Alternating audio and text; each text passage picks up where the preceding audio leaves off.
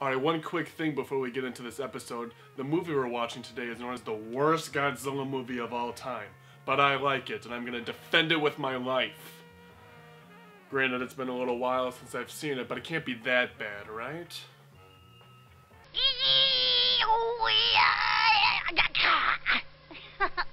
See you later.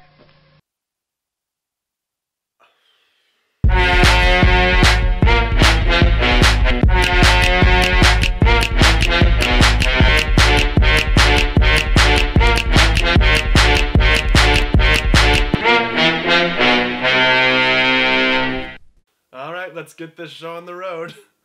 Godzilla's Revenge. After the title screen, we begin to follow these two kids in the city. The boy is picked on regularly, and the girl is voiced by an adult woman who tries to sound like a girl.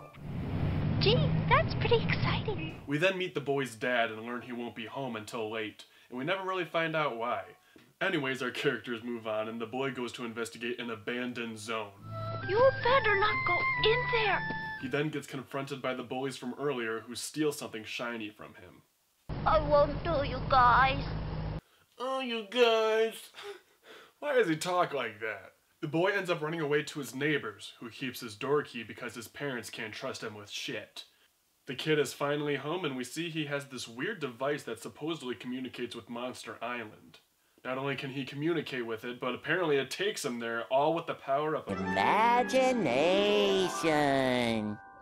So right off the bat, what makes this movie a black sheep is that Godzilla doesn't exist. Yeah, he's only in movies. This movie takes place in our universe, so Godzilla is a fictional character. Anything we see with Godzilla involves this kid's imagination. It's pretty fucking lame. Anyways, the kid gets to Monster Island, immediately comes across Godzilla fighting some giant praying mantises.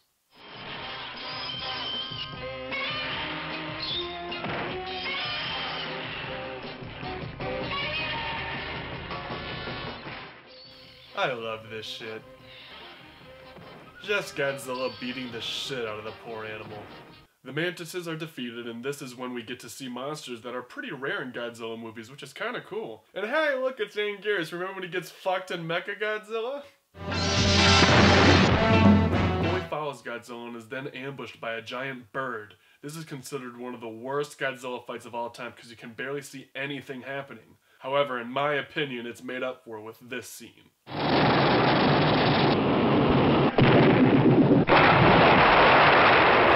We just saw a bird get destroyed by atomic breath. Another animal down! After the bird is taken out, a mantis starts chasing the boy, who falls to his death. Just kidding, he falls rather gently. Bastard's lucky this is a dream because an impact after a fall like that would make him pretty unrecognizable. And he gets even luckier because someone on the surface lowers a vine to help him out.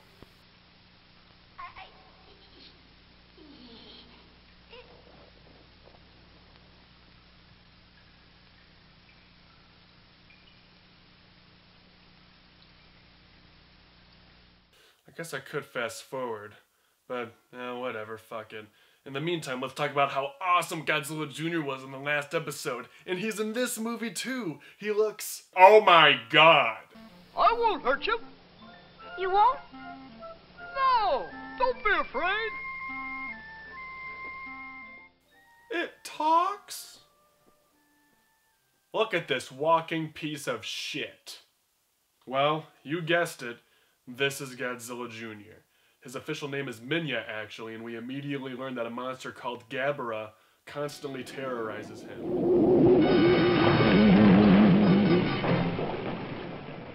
Gabara isn't the greatest monster. He's like an STD that was genetically mutated to look like a cat. The boy's adventure is then interrupted by his neighbor waking him up. Right where you were when you fell asleep. Why don't you let me stay there?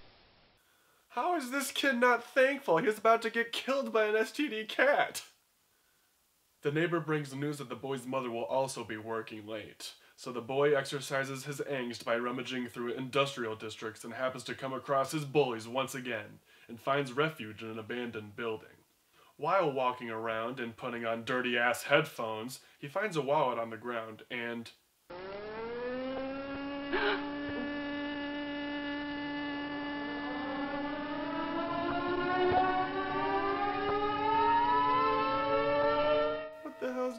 Is there a war going on or something? Shit, or curfew? What's with the sirens? As the boy runs away, we learn that the wallet he took belongs to one of these scumbags. Apparently these guys are on the run for stealing 5 million yen from the bank, which is like $1 billion US or something.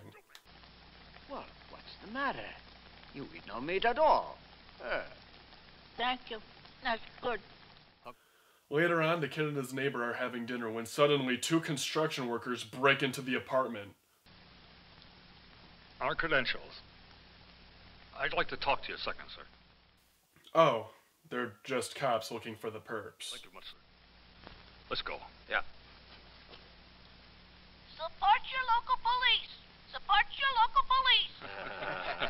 Good night, sir. Good night. There is a glove crawling at the doorway saying, "Support your police." If I was a police officer, I'd be a little suspicious. Anyways, the boy tells the neighbor not to wake him since he'll be dreaming about Monster Island again. And, well, that's exactly what he does. This kid's lucid dreaming capabilities are insane.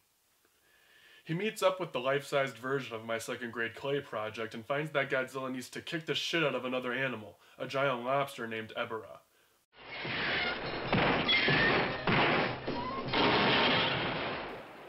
This fight is pretty decent actually. It's silly and the battle underwater is quite awesome. Of course Godzilla defeats the lobster after tearing a claw off and then heads into the jungle to fight another animal, a giant spider named Kumonga. The fight is okay. It isn't too special, but the part where Kumonga spits a needle in Godzilla's eye always made me cringe as a kid.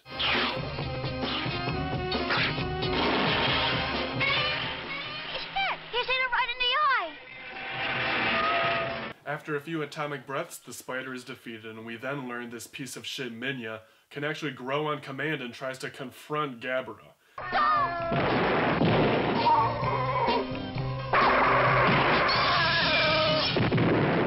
And of course, fails. After his failed attempt, Minya and the boy go back into hiding and meet up with Godzilla, who just so happens to be battling planes.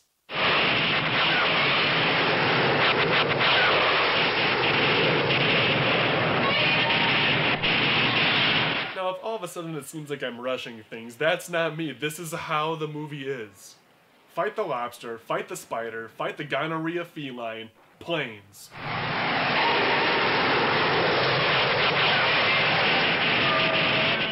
All of which happen within 20 minutes. Jesus Christ. After all the planes are taken out, Godzilla tries to teach Minya how to use his atomic breath, which can only be done by stepping on his tail.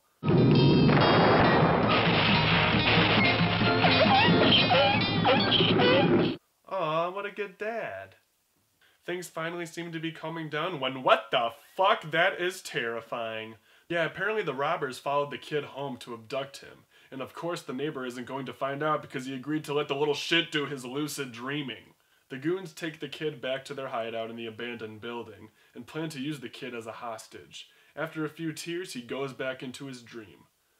I think this kid has like a superpower to like sleep or something. He just got abducted and he's back on Monster Island. What the fuck? Upon arriving, we find Minya getting the shit kicked out of him by Gabara. We also find out Gabara has this electrical power, which I actually don't hate. I honestly think it's a pretty interesting power for a giant monster to have. After a completely bombastic catapult move, Godzilla shows up to congratulate his son. Oh, but shit ain't over yet.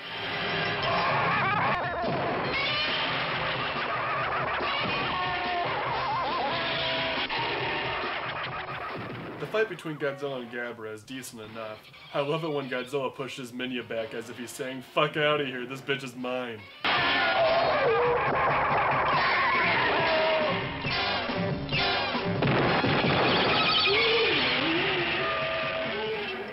After a seismic toss, Gabara retreats and Godzilla tries to grab the kid, which wakes him up.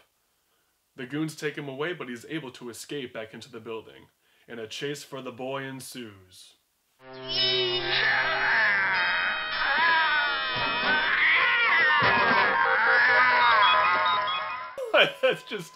That's just great on all levels. We gotta watch that again.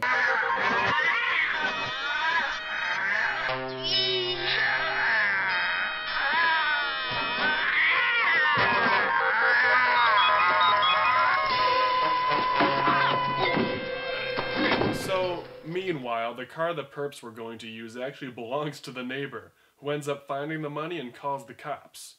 The cops arrive and the perps are captured. The next morning, we finally meet the mom who apologizes for working so much, but the kid doesn't even give a shit. He meets up with his friend and all is well until the bullies make one last appearance. Thanks to this crack baby, the boy has learned to defend himself and decides to take on the bully in a fight, which is kinda strange.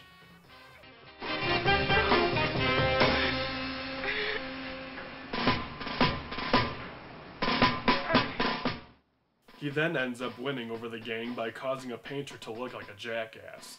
They all leave as friends, and that's the end? Where's the big Godzilla fight? You're telling me that the fight with this disease was the last fight? It takes place like 30 minutes before the movie ends. Well, there you have it. That's Godzilla's Revenge. Now, it's not the greatest Godzilla movie. It's definitely cheesy, and there's definitely its questionable moments. Godzilla says that I should learn to fight my own battles, you know. But it actually has a decent amount of monster fights. Sure, they're lackluster, but any Godzilla movie that has more than 4 fights is at least average in my book. However, there's still one thing we haven't gone over, and it's the single reason why everybody hates this movie so much.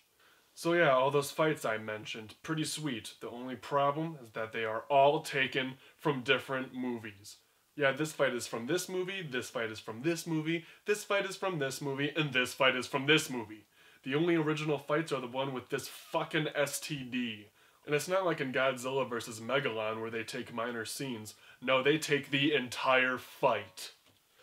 So, yeah, this movie's just... For me, it's in the same realm with Godzilla vs. Mechagodzilla. Not with quality, mind you, but it's one of the first Godzilla movies I ever saw. When I found out that all of those scenes were taken from other movies, I was actually thankful that I've seen this movie first. And I totally understand why people don't like it. If you're marathoning Godzilla, I would totally recommend to skip it, honestly, because... yeah, 30 minutes of the movie's fucking stolen from other movies, that's fucked!